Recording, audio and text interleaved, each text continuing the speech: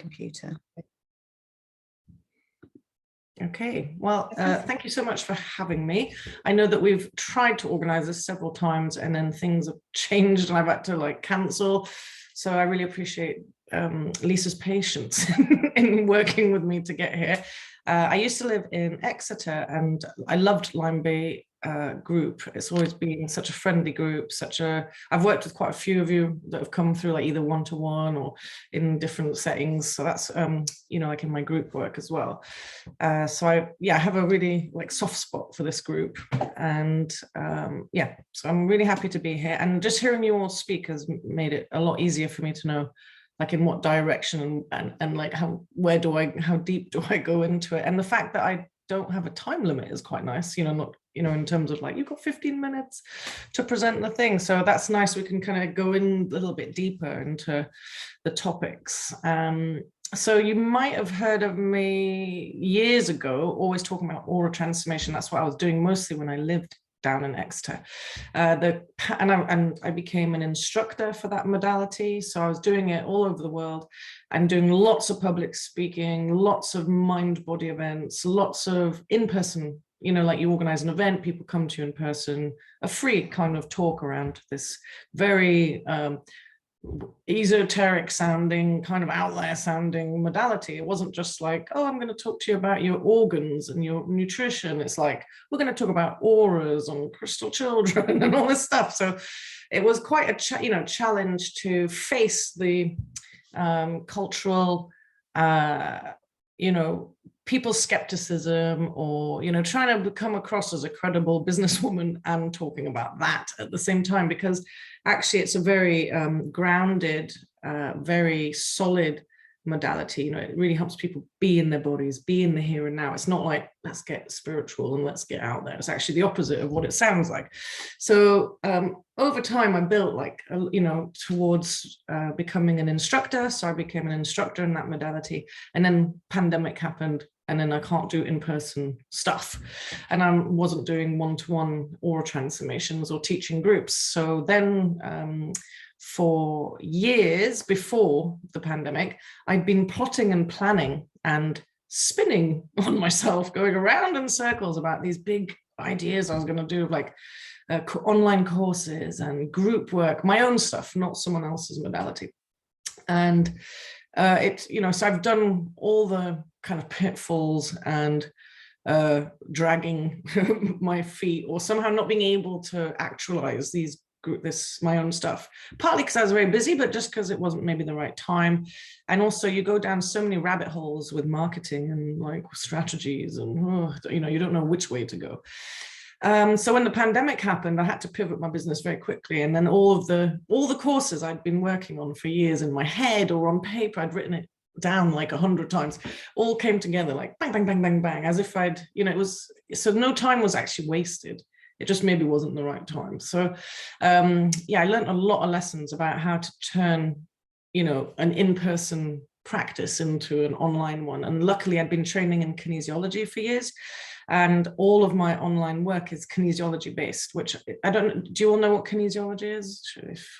Mostly, yeah. So, your muscle testing, you can be very precise, and you can really cut out, 20 years of therapy into a bunch of sessions by just getting to the root and the bottom of what's happening. You can get very precise to a point in time, a point in history, the root cause of an issue, how many generations it is, how big is the impact of this thing on the world or on women, or, it's very incredible to be able to work with people with kinesiology. I see every human as a universe in on them. It's like you're a universe all by yourself. You have all these different connections in your genetics, your history, your ancestors. It's just like every person is so unique and different.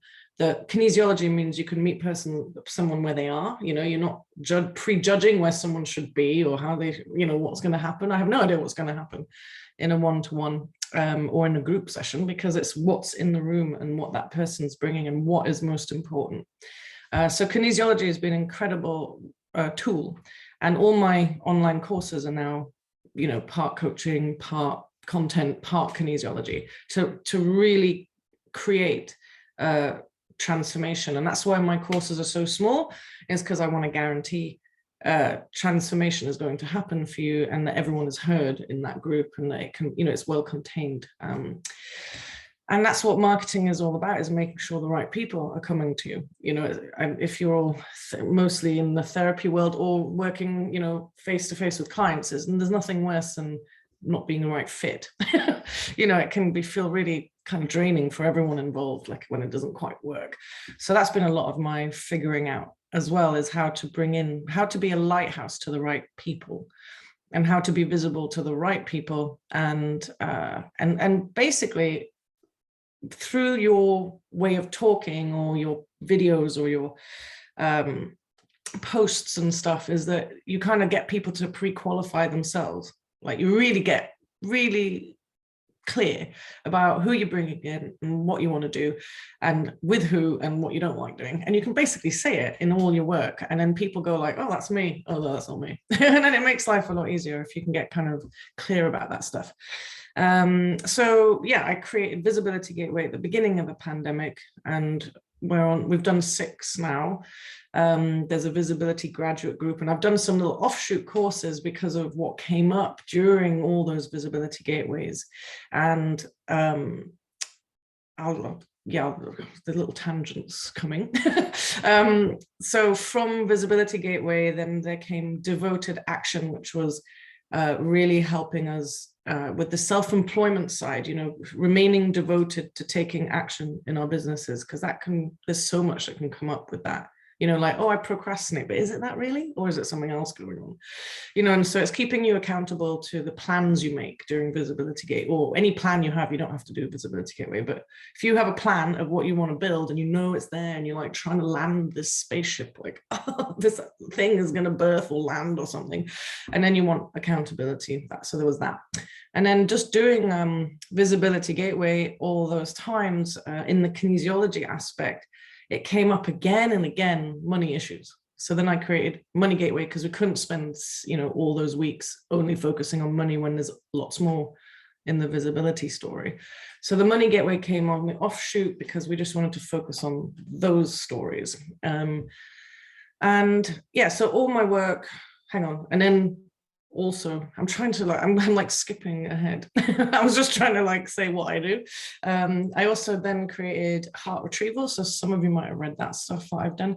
And that's all to do with untangling from previous relationships, including family and friendships, and so that you can operate from a full heart again, rather than kind of stuck in codependency, or still attached to the past in uncomfortable ways, or sadness or grief or whatever. So that's like another side of my work as well.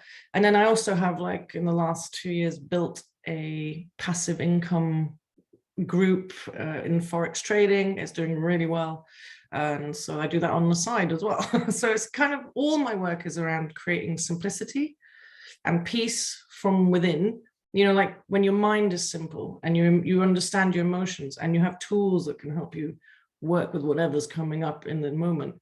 It's all about creating, not so much that, oh, you're going to do things with me or therapists and then you'll be fixed for life. It's about really being human and grounded, and going well, sometimes things are difficult. Sometimes things are really challenging or really shit. and how do you weather the storm and remain resilient, and bounce back and forward through all of that? Because it's not just going to be all perfect and all free and all simple. But I have noticed, in myself, when we, at some point, I'll show you some slides. There's pictures of my before and after kind of journey in the last decade. And I was to the point where I thought my life wasn't going to last very long. And it was a disaster. Friends thought I would be dead within a few years. Hugely toxic relation to myself, and creating a lot of toxic, co-creating toxic relationships with people. And I knew, I'd been top of the class in school, always a bit of a rebel, but top of the class in my undergraduate. I got a first and a distinction, and I did my, I was like high achiever.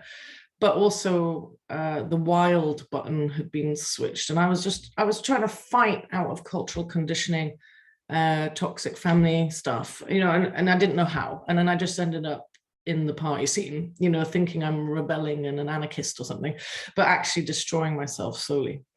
And so I know the journey of rebuilding yourself like inside out, because I actually, you know, you can even tell that my cells look different on these before and after pictures. You know, there's like a transformation. The oral transformation helps with, you know, transforming the quality of your energetic vehicle. You know, it restructures that. If you, because I blew mine off, you know, literally mine had dissolved from my behaviors and trauma and repeated shock to the system on all kinds of shock. And so the oral transformation gave me that vehicle, but it also makes you have to face all your insides, you know, all your stories and all the things that you've said and done and that have happened to you. And it's, so yeah, all my work is around rebuilding this core sense of self, the true sense of self, you know, the beauty and innocence and purity of your spirit and who we are as humans. You know, we shouldn't be walking around like feeling like terrible and ashamed and, you know, guilty and shrunken and, you know, like starting to collapse in on ourselves. And like, and then I've realized through all these years and working with lots of people in lots of different countries, you know, how upset I get, quite upset thinking about it, and I'm not going to do it now, but you know, the people that want to help people the most, that really care about people, whether you're doing it for work or not, often have the lowest self-esteem. And you know, there's some nuances in that it might be, you know, you're trying to save people to feel better about yourself, but on the whole, I would say a lot of healer types, you know, wellness practitioners, they go home and have crippling self-doubt and feel terrible. And I think that it's not because there's a weakness, it's because there's an identification with what's going on in here and maybe out there, feeling like it's you, like, oh, I feel like this must be me. I'm a mirror to, you know, that this is like taking on a lot of blame for not feeling great, when in fact, certainly in the healing arts and creative arts, and the women have been repeatedly battered and bashed and ridiculed over historically. So of course we have these voices, I call it like the voices of oppression, that we've internalized, that tell us we're not good enough, we're not this enough, you know, it's not true, it's not real. And so we're you know, kind of questioning ourselves a lot. And it's like, how can we get to the bottom of all of that and keep, it's almost like keep pulling away these falsehoods and these negative voices and ancient stories, you know, like, so that we can be clear and really clear. And I come back to the words like innocence and purity of just being a loving human that's just trying to do good in the world and just being okay with that. And that's where the confidence comes in, I think, is being able to how I did it back in 10 years ago was like a life review. I did it on my own.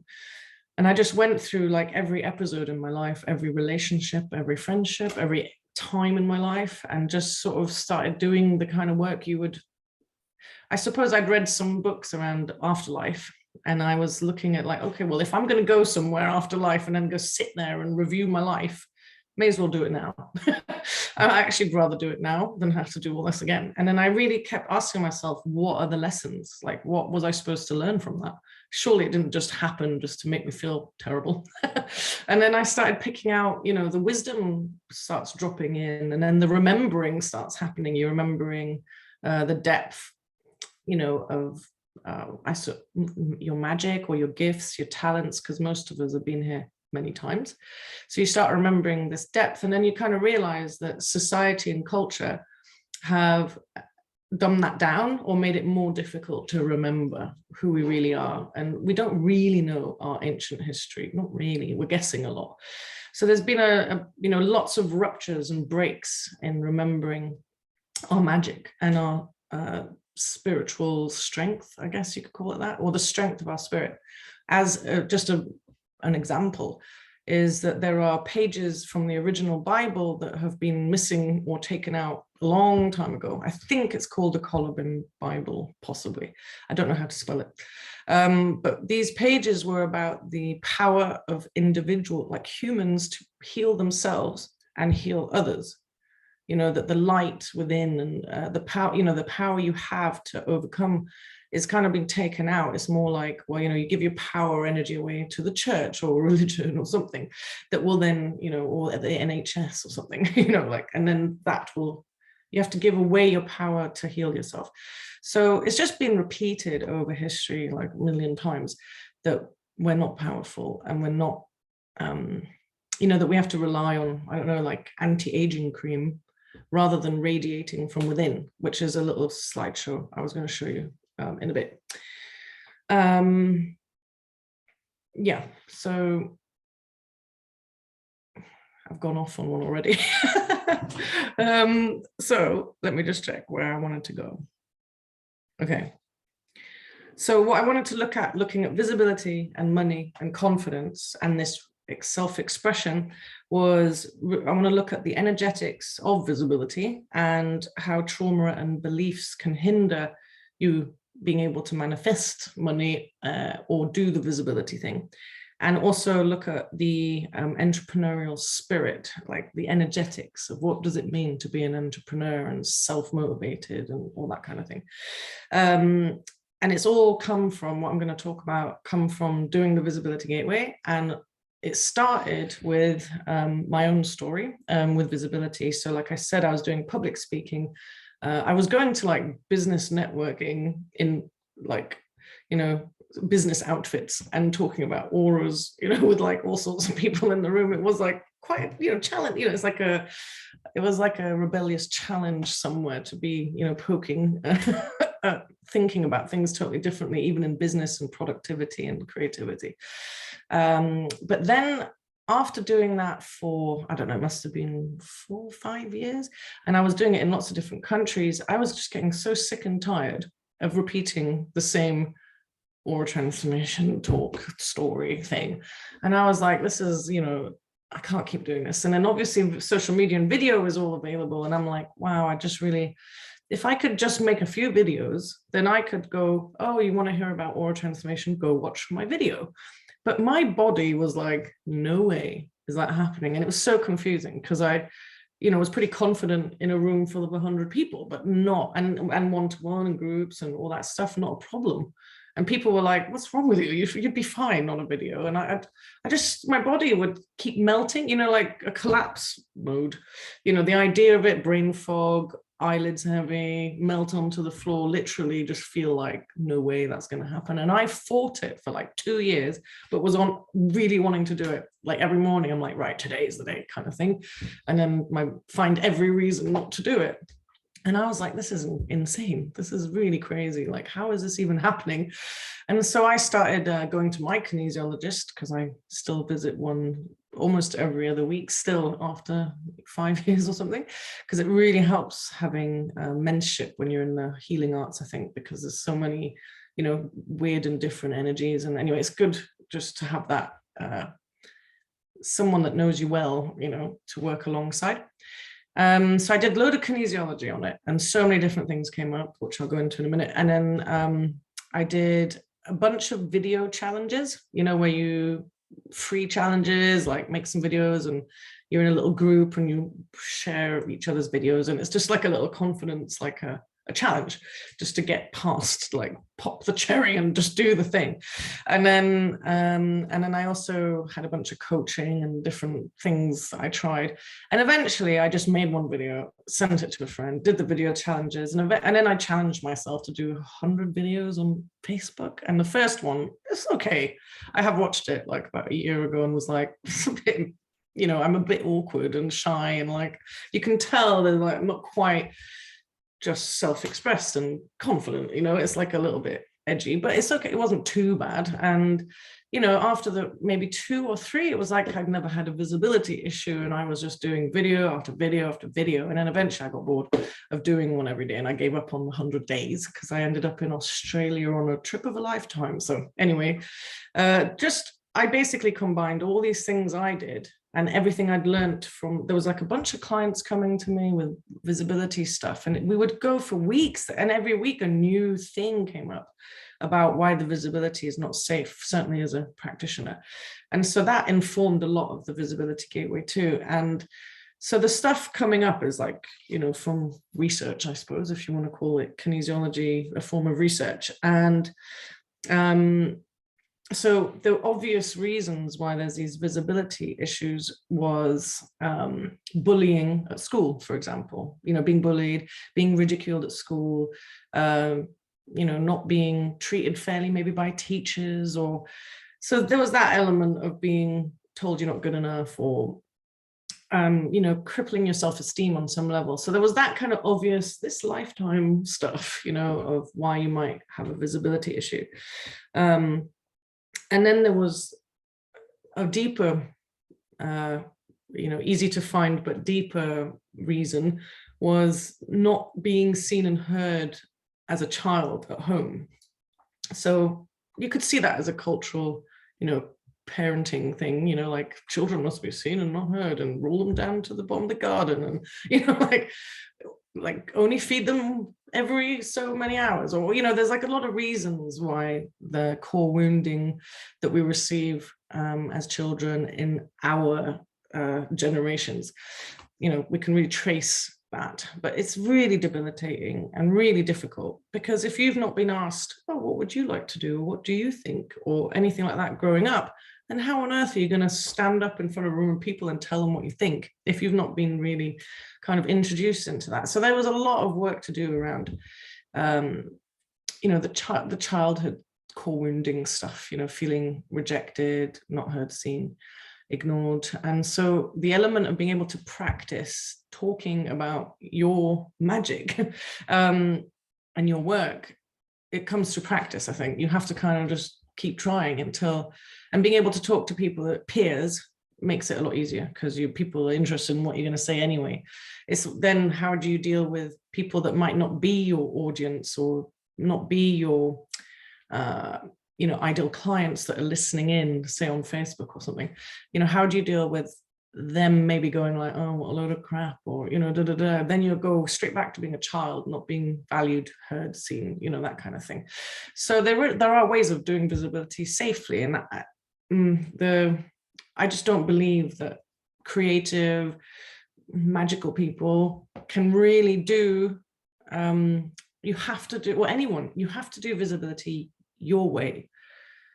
There's no, I don't think that there is a strategy or a marketing way that would work just for everyone, you know? So it's really you really have to learn about the forms of expression that nourish you, you know, and not be like, if you don't want to do sales calls, don't do sales calls. If you want to do, you know, Zoom room stuff, do that. But if you don't want to do that and you can't stand it, then don't do it. You know, what's the point?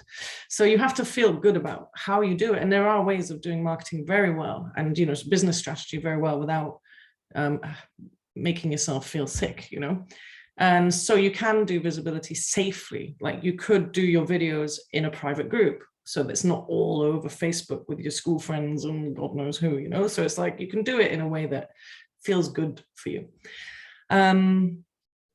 Yeah, so then we had, well, this is a common one, I think, with you know, like entrepreneurial types, is perfectionism and over-independence. And, you know, like, so basically you spin your wheels forever because you want it to be perfect. But by the time that you do the thing, it's maybe kind of out of date, or you're in your own little bubble, planning and plotting your new thing for so long that you're not having a relationship with your audience. So you don't even know if they would how they would respond to your thing.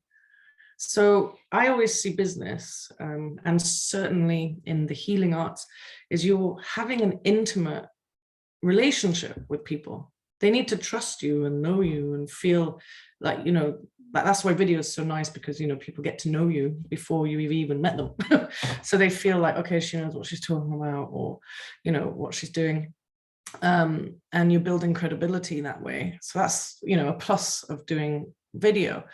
But the perfectionism and over independence, like doing it all by yourself, is almost like a block to receiving somewhere, because you're in a glass tower by yourself deciding how life looks or how other people should engage with your work, rather than building it. Like, a lot of Visibility Gateway came from, well, my own stuff, but also working with people one-to-one over a period of time, until I was like, wow, these are really real things, not just for me, kind of thing. So how can you, marketing could also be seen, or advertising could be seen as just testing waters. I mean, I've done loads of things that no one engaged with. And I was like, oh, well, I thought that would be really cool, but maybe no one really cares about that, you know, and I wouldn't have known unless I tried.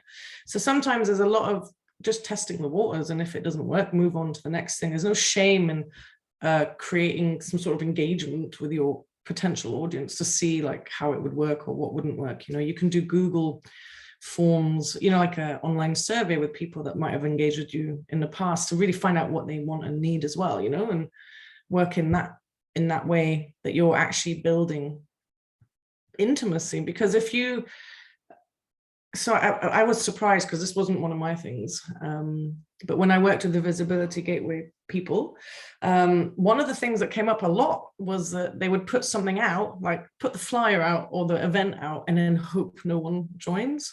Like, oh, I hope no one joins. Like, I really don't want anyone to come. And there was like this weird, yeah, and I was like, really? Like, that sounds weird to do that. But actually it was about receiving. It's like a fear. There was some fears of, you might hurt people. It's a responsible position, fair enough. So don't offer things you don't know how to do. But the other part of it, I really looked at this giving and receiving in balance. So you could probably give, but then there's no room for people to come towards you. So if you also market, people, like, there's no way that they can enter your space. So sometimes you have to like give the stuff and then sort of retreat but open to allow people in somehow. Because when we do energy work or healing work, spiritual work, it's not here. It's not really, a lot of it isn't in the 3D, if you like. It's going on many other levels. And that's why a big part of Visibility Gateway is called magical marketing, because I would say most of my marketing is in the ether somewhere. And I don't have a functioning website. I don't have a business card, don't have flyers, you know, like, there's just so much that I don't have that you would class as like needing to have as a traditional business. And I will have, and I'm building towards it. But it's just not been a focus. And I seem to be doing fine without all that. So for me, the magical marketing is about, so my vision of, wait, hang on, should I do that now? Yeah. So my vision of, if we looked at it as energetics, what is happening with visibility, and why does it work and or not work? Or yeah, and why does it feel like, so imagine you post stuff but no one comes, and you're like, why is it? It might not be that it's not good because you've got all the results from before, so suddenly it's not happening and you're like, why? Or almost like you're invisible, you know, people hear words and they sort of fall downwards rather than reaching your audience. So somehow something's dropping out somewhere in this relationship with your audience. And so looking at that was a big thing. And what the whole Visibility Gateway experience, I suppose, or any, you know, for anyone, is having to be kind of connected and aligned to what you're here for. And it doesn't mean you have like a specific life purpose. It might be just that you're able to be yourself and you feel good in your body and, you know, like self-expressed. So, but being aligned to your purpose or frequency, your mission, what you feel called, you know, that would give meaning to your life. So there's like this calling that happens, certainly in the healing arts. I know it's very strong, like you almost can't not do it. But being connected to that and aligned to that, but then it has to kind of drop into the body, and then it has to be able to come out. Otherwise it's just castles in the sky somewhere, you know, you think about it a bit, but if you keep ignoring it, it's the same as what Maria said, you know, like the disconnection. If you keep ignoring your calling or not doing it, or going like, well, I have to take this job I don't like just to make the bills, and, you know, I'll do that as a side hobby. It's like, yeah, but it's not your side hobby, it's who you are. So if you're disconnected from that, there's already a beginning the visibility is going to be a bit difficult. So if you can really align and connect to that part of you, and then it has to come through your channels of expression, which could be your whole body, but, you know, let's say throat, voice, writing, your heart, your you know, the ability to connect with others, and that giving, receiving thing. But if there's blocks there, so part of those blocks I was going to go into as well is, for example, it might be a childhood thing or, you know, school thing, but it could also be a lot of healer types have the witch wound. You know, they've been burnt at the stake in past lives, or they have a memory of that, but their body, it's more like the body has a memory of that. So in our circles, it would be called the witch wound thing, but it can, you know, I had past life memories of having to run, hide. I don't remember being burnt in that way, but lots of people do. And all they had, you know, the feminine had torture implements, you know, like feeling like you've got a metal clamp on your jaw or your face or like your head. And so that's a historical epigenetic trauma jumping through the collective nervous system. And with the kind of kinesiology means we can identify it. But when we are in a group setting and we're looking at that, you can really feel it because we're opening to feeling that stuff. And so we can dissolve those old torture implements, or help the ancestors or our past life selves really understand that isn't happening anymore. And it doesn't have to be just because you were a healer or a witch. It was probably just that you were a woman that knew some stuff, you know, like being a doula, you know, midwife, or knowing about some herbs, or the fact that your crop was better than your neighbor's crop, you know, that would be you're a witch or whatever. And that's happened to all of us, and that's happened to us, you know, historic, for all men, women, children, all of us are affected by our history. And the history of humanity is like, it's heavy, it's really heavy. And so yeah, that it might block here. You're wanting to be visible with who you are can stop right at the expression level, like you can't even get it out. You know, the idea of public speaking, you're terrified that you might get persecuted, judged, criticized. You know, some people just stop at that, like I can't even imagine putting myself out there. And when Visibility Gateway started, it was like in the beginning of the pandemic, it was actually relatively safe to speak your mind about what you think is health and well-being and this and that. And then eventually over the last couple of years, it's become a little bit less safe. You know, there's the fear of cancel culture, being labeled a conspiracy theorist, or like talking about stuff that isn't generally agreed on. And so there has been a shift, I would say. And if any of you have felt heavy, stuck,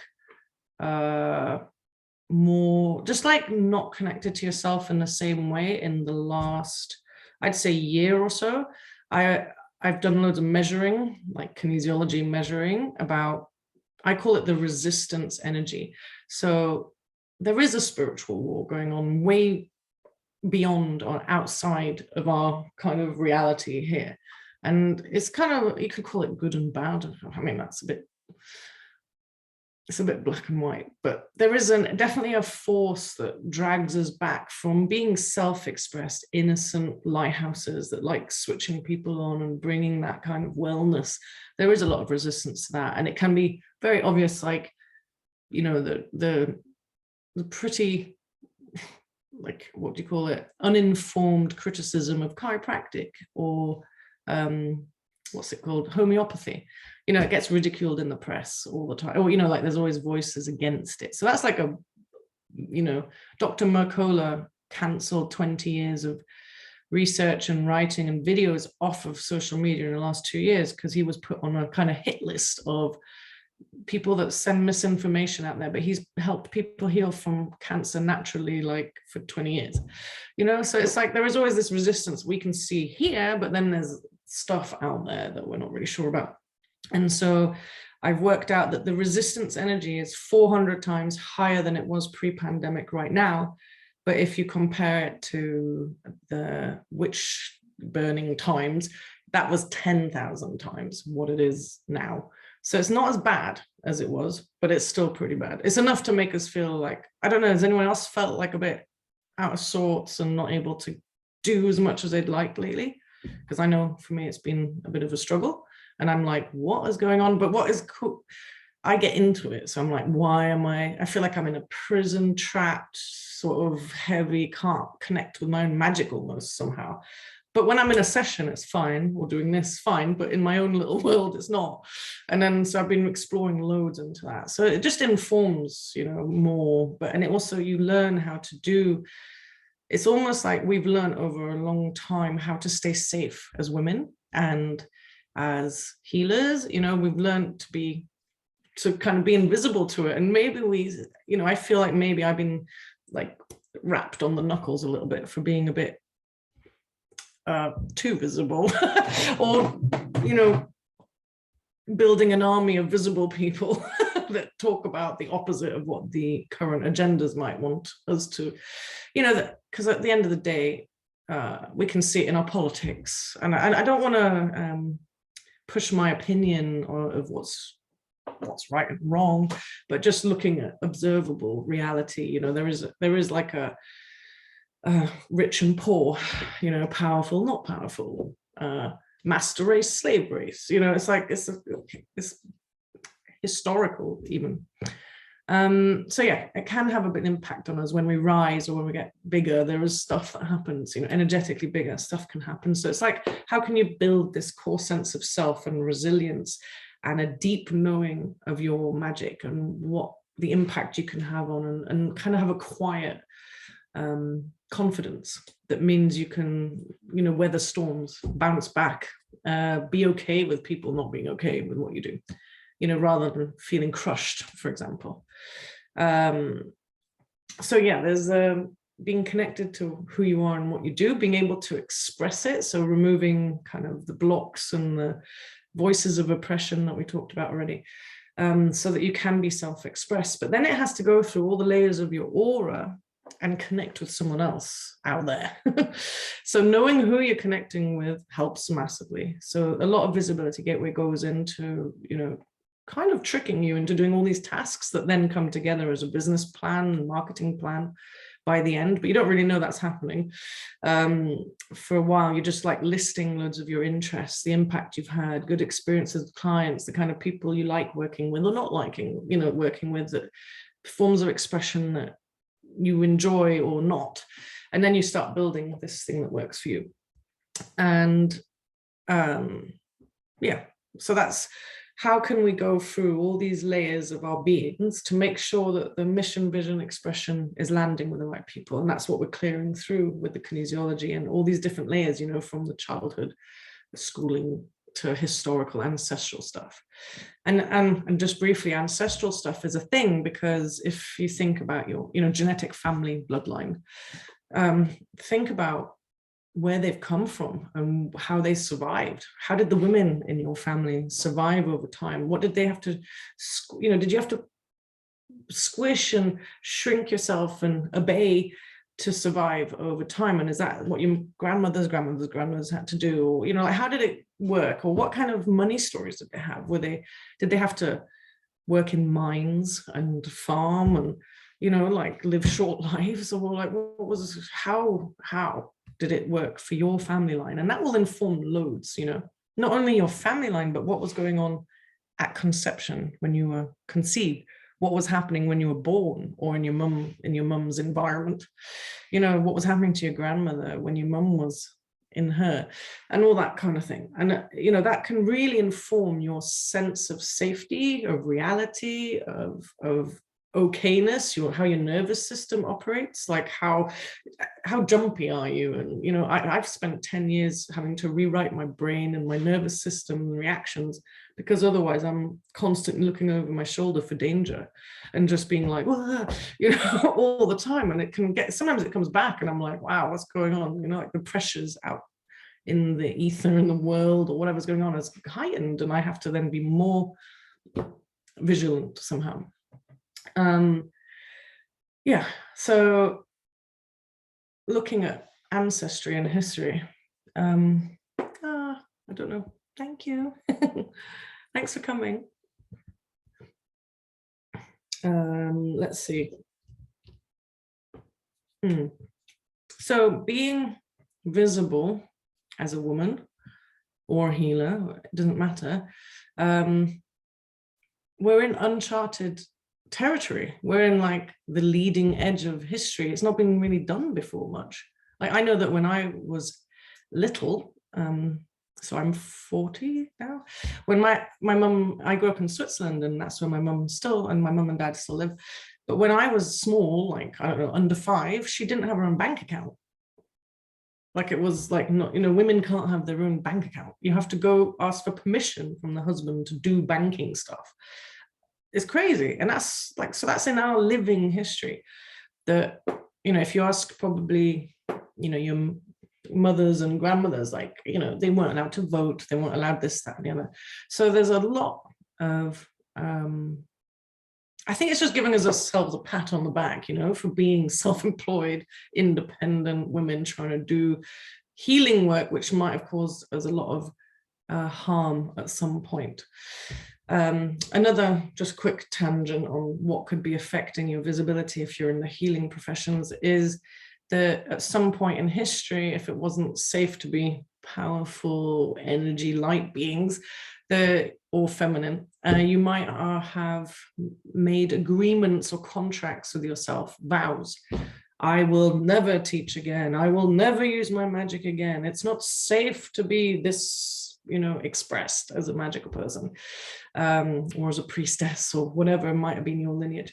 And so we have within us these kind of, so let's say you have a very big, powerful, I have to let the really wet cat in, sorry.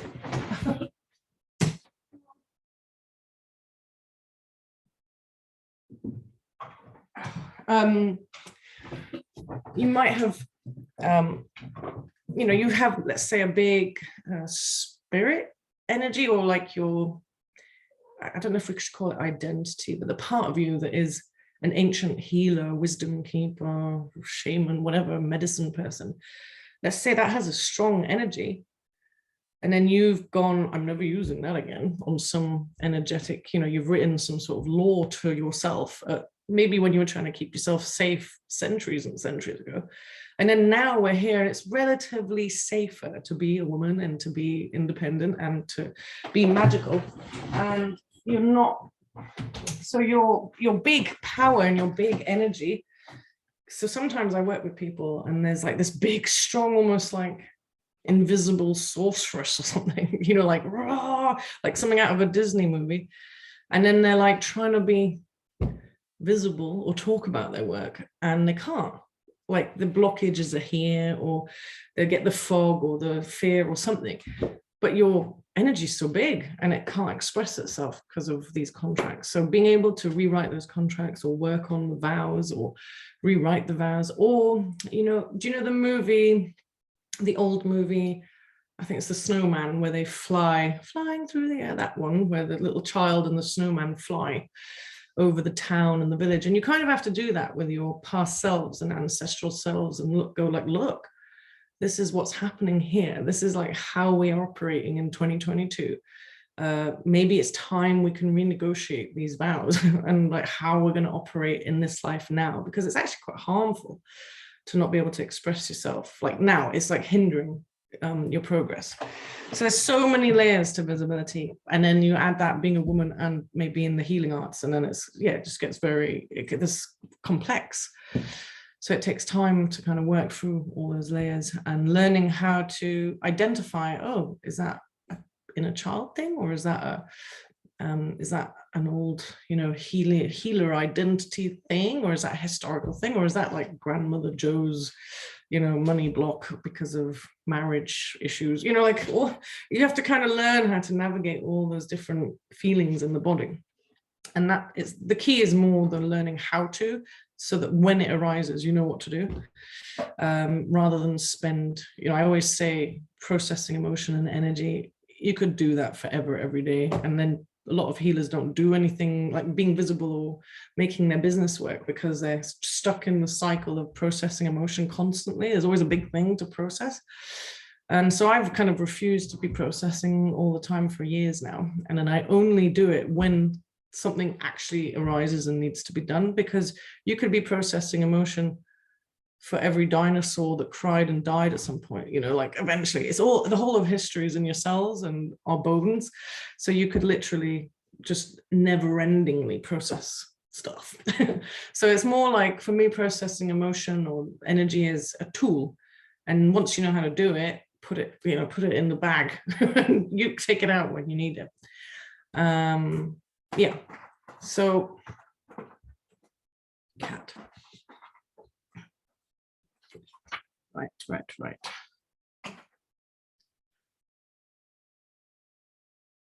Yep. So oh yeah, there is that bit as well. Ooh, is everyone still happy for me to keep going? Yeah, any questions or anything at this stage? I was going to talk a little bit about money, entrepreneurial spirit, try and get through. I realize time is like running. Yes. Yeah, hi Sarah, can you hear me? Yeah.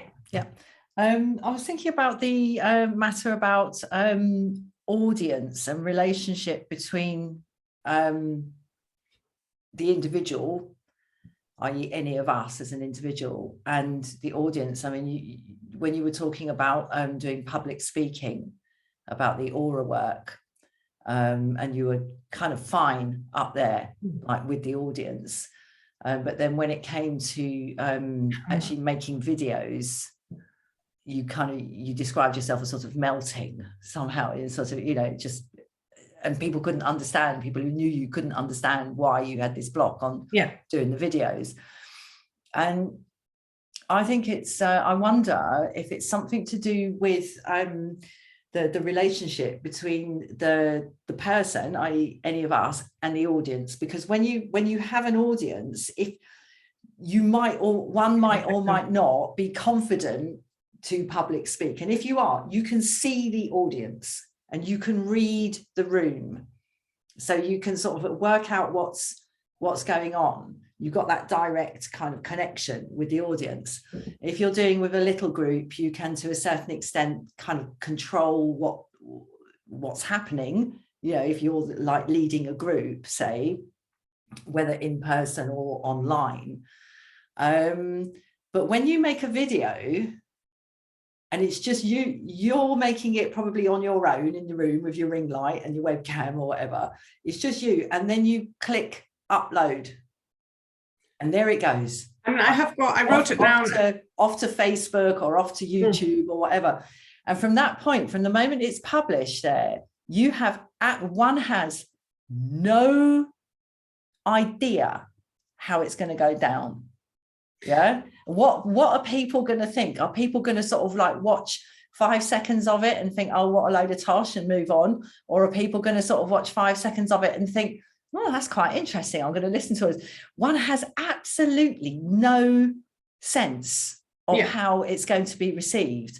And I think that can be very, but for many people, the anxiety of that, it's like, I'm sort of launching my little like spaceship, my little communicative spaceship out into this like infinite universe of how people might receive it. And it's not having that direct, like visible kind of connection with so I think that can really be terrifying for a lot of people. You press publish and then it's like, oh God, how is this going to be received? And there's that action you can then take to control anything is to like take it down. That's the only like thing you can do after that, the way you can exert any control over how that works. So I've done interesting.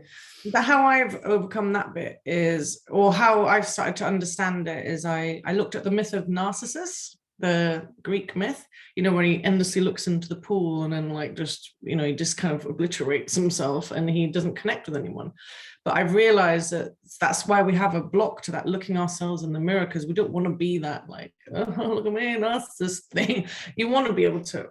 So how I've seen it is that you're having a conversation with your audience, and you're part of that audience somehow. And if you can be so a lot of this work that I'm talking about is, that becoming innocent, pure love, is that you accept yourself and that you fall in love with yourself as much as you would someone else. So if you're able to be kind of, if you're over scripted, then you miss the magic that happens because you mastered what you do. So if you script something, you lose all the magic and the connection somehow. But if you can know your stuff well enough and you have some headings, and then you're in the camera and you're just going like, wow, who is this person there? I know it's you, but you kind of go like, I'm excited to see what's going to come out your mouth. Because I don't know, like half the time I didn't plan. I mean, I had headings for today, but I knew it would all weave somehow. And but it's this, when you love yourself so deeply and accept yourself that you're not like constantly questioning yourself, then you're giving permission to people watching to feel that way about themselves, because you're not talking to millions of people. The camera means that you can talk to one person whilst they're lying in bed or doing their food or exercising. You're only talking to one person. So you only have to imagine talking to your best friend and loving what you're talking about and the right people. So I feel that there is a level of control. If you're truly kind of good or learn the art of magical marketing or, etheric other side marketing, then you can have a degree of control on making sure you're connecting the key words, or you put an invisibility cloak on that only comes off for the people that are in your audience, so that pain in the bum keyboard warriors will just scroll past. You're like, I want all of those people to scroll past, but I want the people that really connect with me to see like bright light for them, coming through, and that they get what they need from it. So I don't have any of that so much. I do have the vulnerability hangover of like, God, I just I just spoke for like half an hour without stopping. I hope I made sense, And I think the point I was raising was more about the people who might not you, and I mean I've gradually lost those sort of fears as well, and a bloody good thing too. If I've got like a YouTube channel going, it would be no good like publish it, take it down, publish it, take it down, you know what I mean? That's no good. It's got to stay up there. But I think what you were saying about the self-love thing, there's a very similar thing going on in Buddhism, where they talk about Buddha nature, the Buddha nature, which is inherently innocent and loving. Yeah. And through practices, I mean, in my case, it's mainly mantra chanting, but also with one particular mantra for 9 years now, every day. And the silent meditation is like burning through those layers of or scrubbing through. It's like scouring powder. You just scrub through again and again, day in, day out, through those problematic notions of oneself that many of us, that we all have, and getting down to that Buddha nature that is absolutely there in everybody. And then, as you say, there's then a kind of a degree of confidence. It's like, well, you stick it out there, and if you like it, you like it. If you don't, you don't. It's just like. I mean, exactly. And there's people that are making millions from they eat. I think they like video themselves eating mayonnaise or something, I don't know, weird stuff, and they've got like the biggest TikTok following ever. So whatever you want to say online or be online, the voices of oppression and cultural self-surveillance has meant that you kind of go like, well, that's not PC, or maybe that's not cool, or something that might offend my brother's sister's wife, like, or whatever. So you kind of limit yourself and shrink, and and if you can kind of get past that, and I think practice is a lot of it, really is just visibility gateway means that you are able to be in a room with 10 to 15 other practitioners, and you talk to them about your magic, and then you build your confidence, and then everyone's lights, like the eyes, start to shine, and that self-expression comes really quickly because of the kinesiology and the like kind of so the visibility gateway has been postponed till September. It just wasn't the right time. All the people that wanted to do it were like, oh, this month's not good, and then the next couple of months aren't good for me. So I thought, okay, I'll move it to September. And I don't know how many more they're going to be, just because I'm building a whole new way of working, but I'm not sure. So I kind of watch the space. But my work will always have that sort of business, healing arts, business inclination. So if you really want help with the video stuff, then I would keep an eye out for that one coming up. Because there's very detailed one-to-one feedback with using all my energy eyes, clairvoyance sort of experience, watching your video. I write all the feedback, and I've trained someone to help me do also like transmissions. There's two people that know what they're doing, looking at your video specifically, writing you a page and a bit probably of, tips and feel like this is how it landed, honest, constructive feedback. And people have said, it's like, some of them have said they've never felt so seen on all levels before.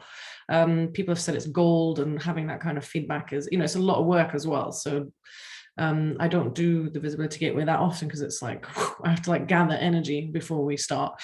Then there's combined with like group coaching. So it's like this, but you each get like 15 minutes to talk about, do you know who your ideal client is, or how the business is going to look? Are you transitioning from one-to-one to group work, or do you want to just be more visible with your one-to-one work? And like, what does that look like? And then I just kind of, I don't know, I'm kind of just full of ideas from being in that space with you. So it's specific to you. And then we do the kinesiology,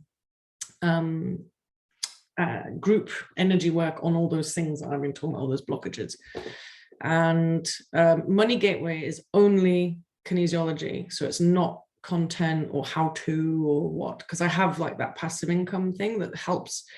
It's decentralized platform, social movement platform to help normal people have access to trading technology and experts in the field at a very affordable entry rate, so that we can become financially free and do the good work we do, either for cheaper or for free eventually. Like my person that signed me up, she's an elder, and she's a spiritual teacher for 50 years or something, and now she does all her spiritual work for free because of how well she's done with the passive income thing. So that's something that I do. That's like the strategy for the money thing. Visibility Gateway is like your marketing business thing. I'll just finish what I'm doing, and then the Money Gateway is just kinesiology. It's literally the energy work and transformation of your sort of self-worth, deserving. And what's really important throughout all of this is that if you have been brought up in a way that wasn't safe and secure, you might not have a felt sense in the body of what it feels like to be abundant, safe, secure, belong, heard, seen. And if your body doesn't recognize what that looks and feels like in the body, then we have to build that over time. And so Money Gateway, Visibility Gateway, Heart Retrieval, all of those things that I do are kind of informed by trying to build up not only the tools that you can rely on when things happen in life, but then also build up a felt sense, because I didn't have a felt sense of anything positive, I don't think, even though I had a loving family, but they were just so busy and high achieving and never home. So it's not like that they were bad. It's just that I was if you classed it as anything, it'd be like an ignored child somehow. And so that meant I don't know what love felt like, or being seen felt like, so I had to build that felt sense in the body. And that's very included in the money stuff. Because if your energy system and nervous system is on, is there enough? I don't know. Scarcity, kind of like that, then it's kind of hard to be able to connect. And this is where the entrepreneurial spirit bit comes in, is that imagine, so just the energetics of entrepreneurialism is that you have a spirit. There's this part of us, this consciousness that can vision and dream and kind of have an idea and be like, oh, I'm so interested in this thing. So let's call it the spirit energy that drops into a physical form, which is this body. And then that's connected to earth, and it's all on this plane here. So if your spirit energy, if you're disconnected, like what Maria was saying, that disconnection, if you're disconnected, it's very hard to have your feet on the ground and make money happen, or make business happen, or consistent action. So and then also it could be, so it's almost like the action taking abilities can be thwarted by this sort of level of disconnection or fragmentation. So if you've had a lot of trauma growing up or childhood trauma, I think most of us are kind of traumatized on some level, is you can be very disconnected because you didn't want to be in your body because it wasn't safe to be here in the body. So how can you create safety here? So all these things are all connected into you being able to take action on the visions that you've had and making things solid and real and actually happen. If you're disconnected, it's very hard to pull something solid into reality, like a business or like money or clients. So the more in your body that you are, the more present you are, the more simple your head is, the more you've kind of resolved a lot of the ancestral traumas and childhood traumas, the more energy is here, like physically in the body. And aura transformation was a big part of that, doing that in a much faster way than eons of time. And so for me, the entrepreneurial spirit and all of this work is, I often feel like, this sounds terrible, but that I'm milking spiritual people out of the ethers that have been traveling on their quantum travels and astral, planetary, out of body spiritual highs and plant medicine and all that. It's like all so kind of out there, and like it's magical, it's amazing, it's great. And I did my fair share of traveling, but I think, the world kind of needs us to be in our feet and ready to be a bit more kind of like constructive and actually contribute. And that's what creates meaning in your life, is that if your contribution is having an impact that feels good, and it's helping humanity, it gives you a meaningful life and kind of spurs on wanting to take more action. So that's the kind of, how can you combine the spirit energy and the earth energy and make things happen? And that's where you really learn your life lessons here, because you can shift your energy to record the big shifts you've made, whether it's in loving yourself or gratitude or overcoming grief and betrayal. That's recorded on the earth plane, and you take that with you. That learning that you've had on earth goes with you. So yeah, it's an incredible place to be. It's a bit gnarly, being on earth. Very wet cat. Wet cat. Off you go. Yeah, so there's a few things that are coming up as I see the time. So I've got 2 free challenges. So basically almost 2 weeks of free work, and I don't hold back. I'm actually doing proper stuff with teaching and, like sharing energy. So it'd be kind of like what we're doing today on some level, but then with energy work inside it, so you can really learn the tools and do the work and feel the changes and practice stuff and tasks and all that. So the first one will be coming up this week. I'm just still next week. I'm still just figuring out the last couple of details about what that's going to look like exactly. So I'm going to probably announce it in the next 2 days. And I've put, Lisa, maybe could you copy paste that thingy I sent before, just so you can stay connected and hear about this stuff. I do one-to-one work, but I like working with people over like 6 months, and it's all like kinesiology, business coaching, and it doesn't have to be in the healing arts, but it's basically if you wanted your own in-house kinesiologist that helps you build the big thing you're trying to build. And we have like regular contact over 6 months, or to a year. I call it Genius Squared. I'm going to announce that this week as well, next week.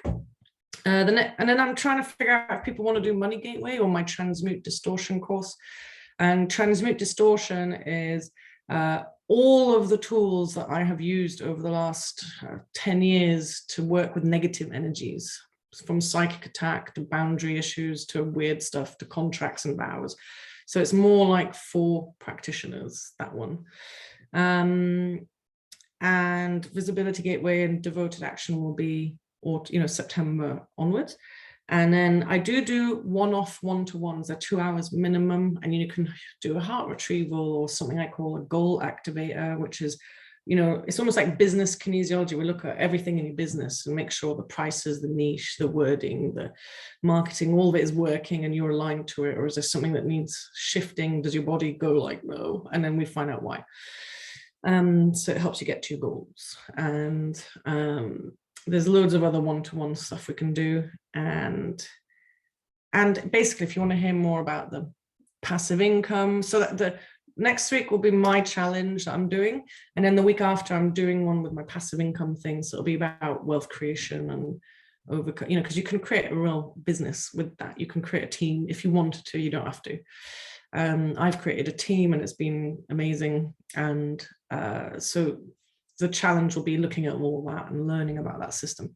So there's all my details. So the first one is my newsletter. The second one is my YouTube channel. If you just want to receive my videos, there's loads there, all different, there's aura transformation videos, there's visibility ones, heart retrieval ones, energy ones, there's all sorts there. And then if you, oops, where have you gone? And then the best way really is to reach, if you want to stay up to date, either the newsletter or the Facebook profile, if you just add me, but you might, because I get quite a lot of friend requests, I don't really know who's who, so they just sit there. So if you write me a message and go, I was at the Lyme Bay meeting, then I'll know to add you as a friend on Facebook. And then my email is there. But thank you so much. I think that's pretty much everything I was looking at. I mean, the last thing was just talking about radiance starts from within. So this self-expression, and, that's kind of looking at everything we've said, but it's just about this innocence and purity creates the light, the spirit, this brightness. And that's what people connect with on some level, and, what can you do to start helping yourself be able to be kind of what you're meant to be, not what culture has squished you into. Yeah, thank you. Any questions? I'm happy. Oh, you said you had some before and after pictures. Oh, yeah. I wonder if you've got those to show us. Yeah. Am I? Oh, yeah, share screen, right? So I'll just skip through this thing. How do I make it big over here? So, oh my God. Okay, it's not going to work. Stop, because it's on the end. I can post that for you. Where have I put it? Sorry, you're gonna have to watch me do this. Oh no, it'll be here, won't it? Oh God, close. Don't worry. It's just because it's a video and I don't want it to be a video. I just want to show you slides, but I think I can, yeah, maybe if I just click on that, will it get bigger? Oh, it's like slow. Hello? No. Okay, maybe if I go, oh, there we go. Can you, are you guys in the way? You can just see them there. Can you see that? I know there's a lot of mess around, but yeah, so that's just before my aura transition. That's about 2-3. That, yeah, that's quite a chunk of time. Oh yeah, 12 years, 6 years, 12 years, 13 years. But there are ones of me about 6 months to a year after my aura transformation. You can already see a big change, but I had done a lot of, my own healing journey just before the aura transformation, like the life review, emotional clearing stuff. So, you can really see disconnection, fragmentation, like I was out of my body basically, and really struggling to make anything happen or focus or, follow any dreams. It just felt like I'd failed myself. And then you can see the spirit in that face. I think you can. And, yeah, it's like different people really. And I'm very thankful I'm not there anymore because it was hard. Yeah. That was it really. Fabulous, thank you. Does anyone got any questions they'd like me to turn the recording off for? Or has anybody just got any questions? Because we're literally nearly bang on time. So I'm going to stop the recording. Let me stop the recording now.